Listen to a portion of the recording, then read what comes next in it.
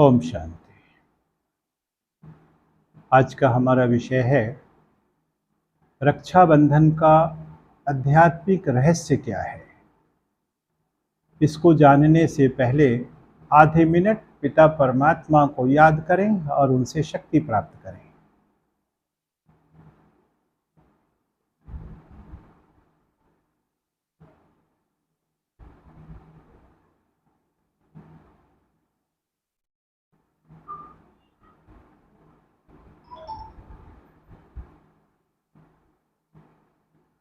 ओम शांति।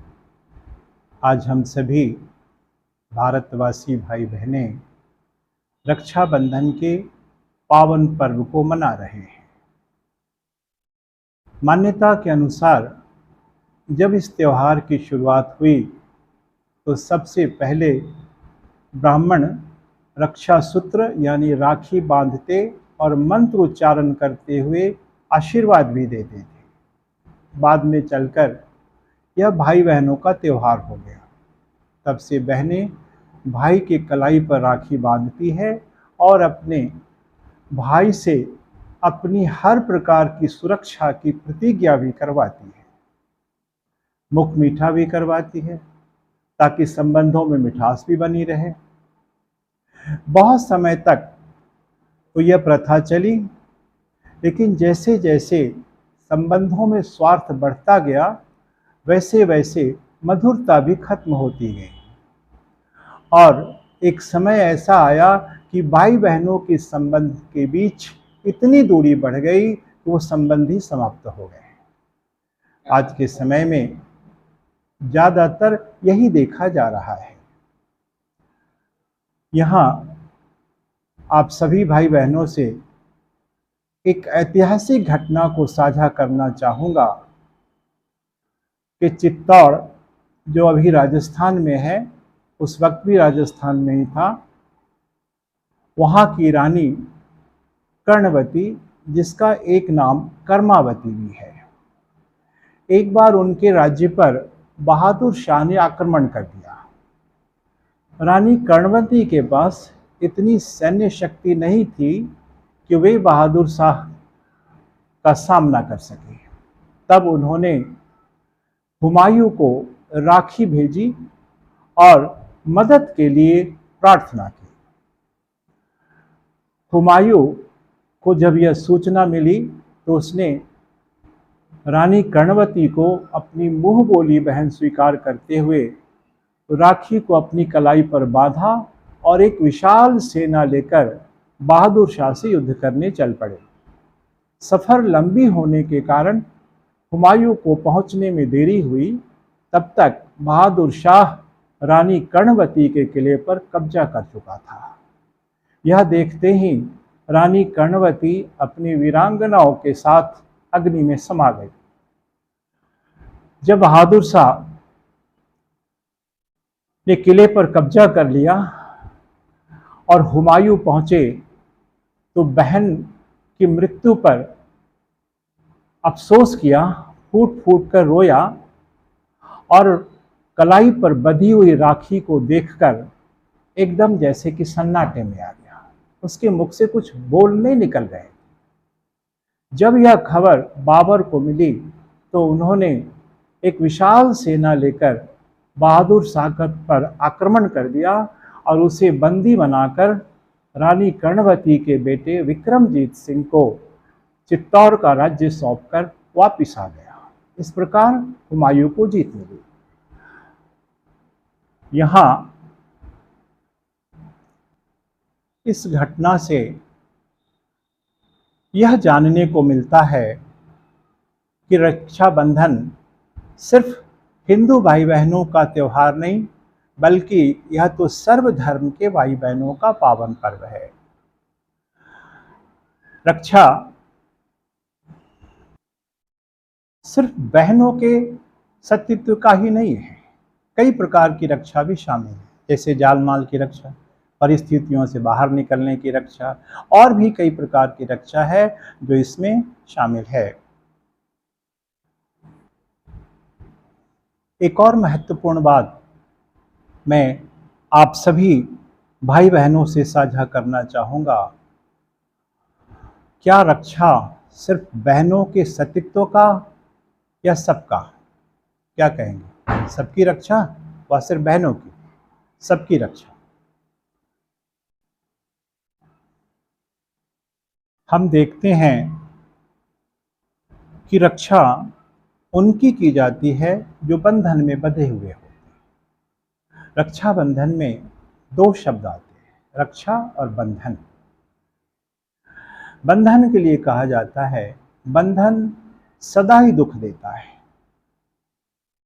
और संबंध के लिए कहते हैं, संबंध सुखदाई होता है। आज हम देखते हैं कि सभी मनुष्यात्माएं किसी न किसी प्रकार के बंधन में बंधी हुई है। अब बंधन क्या है, इसे जानते हैं। सबसे पहला देह का बंधन, देह के संबंधों का बंधन, अहंकार का बंधन, क्रोध का बंधन, मानसिक पीड़ाओं का बंधन, प्रकृति का बंधन, चिंताओं का बंधन, भय का बंधन, असुरक्षा का बंधन, तनाव का बंधन, फैशन का बंधन, फिजूल खर्च का बंधन, प्राकृतिक आपदाओं का बंधन। लंबी लिस्ट है मानव जीवन में बंधन की।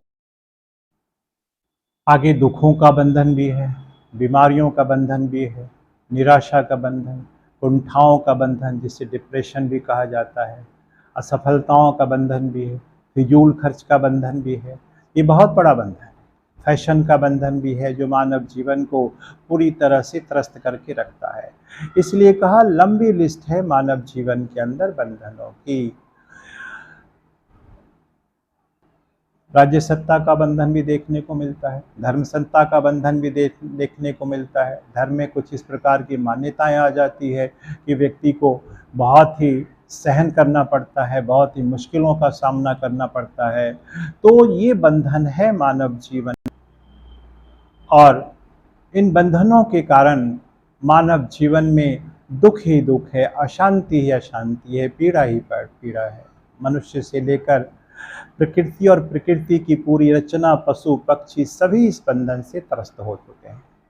इसलिए जो पहले बताया कि संबंध सुखदाई, बंधन दुखदाई। संबंध से सुख मिलता है, हर प्रकार की प्राप्ति होती है, और बंधन से सदा दुख प्राप्त होता रहता है। अब प्रश्न ये है कि इन बंधनों से छुड़ाए कौन? क्या राज्य सत्ता, धर्म सत्ता, विज्ञान की सत्ता, या प्रकृति की सत्ता? कौन? जैसा कि हमने जाना कि वर्तमान समय सभी किसी न किसी प्रकार के बंधनों में जकड़े हुए हैं। जब ऐसी परिस्थिति बन जाती है तब एक ही परम सत्ता बसता है जो सदा सर्वदा जन्म और मृत्यु के चक्कर से पड़े है, और उस परम सत्ता के ऊपर प्रकृति, काल, ज्ञान और कर्मादि कभी भी बंधन नहीं डाल सकता। वही एक ऐसी सत्ता है जो मनुष्य आत्माओं को सर्व प्रकार के बंधनों से मुक्त कर, न सिर्फ मनुष्य आत्माओं को, पशु पक्षी कीड़े मकोड़े की आत्माओं को भी सर्व प्रकार के बंधनों से मुक्त कर मुक्ति और जीवन मुक्ति देता है। जीवन मुक्ति का मतलब होता है जीवन में रहते हर प्रकार के बंधनों से मुक्त होकर जीवन जीना। इसलिए उस परम पिता परमात्मा को कल्याणकारी कहा जाता।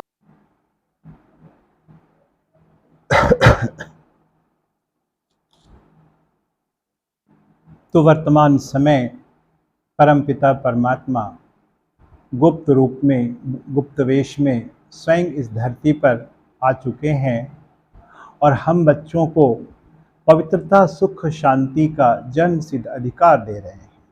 परमात्मा स्वयं कहते हैं कि हे मेरे प्यारे बच्चों, मुझ परमपिता परमात्मा से पवित्रता रूपी प्रतिज्ञा की राखी बांधकर मुझे याद करो, तो मैं गारंटी करता हूँ कि आपके जीवन में हर प्रकार का सुख, जैसे तन का सुख, मन का सुख, धन का सुख, संबंधों का सुख, सुंदरता का सुख, सुंदर स्वास्थ्य का सुख, हर प्रकार प्रकृति का सुख, पशु पक्षी का सुख, यानी हर प्रकार का सुख आपके जीवन में जन्म जन्मांतर के लिए भर दूंगा। अच्छा, आज हम सभी भाई बहनों ने रक्षाबंधन का आध्यात्मिक रहस्य क्या है इसको जाना, और आप जहाँ भी हों विशेष जानकारी के लिए अपने नज़दीक के प्रजापिता ब्रह्मा कुमारी ईश्वरीय विश्वविद्यालय के सेवा केंद्र पर जाकर राजयोग के विषयों का और यहाँ जो अध्यात्म के ज्ञान की पढ़ाई जाती है और सहज राजयोग का अभ्यास कराया जाता है निःशुल्क रूप से, वहाँ संपर्क करें और अपना समय निर्धारित करके व्यक्तिगत या ग्रुप में भी सुबह 8 बजे से 10 बजे तक और सायं 4 से 8 बजे रात्रि तक समय निकालकर अवश्य जाएं। बहुत बहुत धन्यवाद। ओम शांति।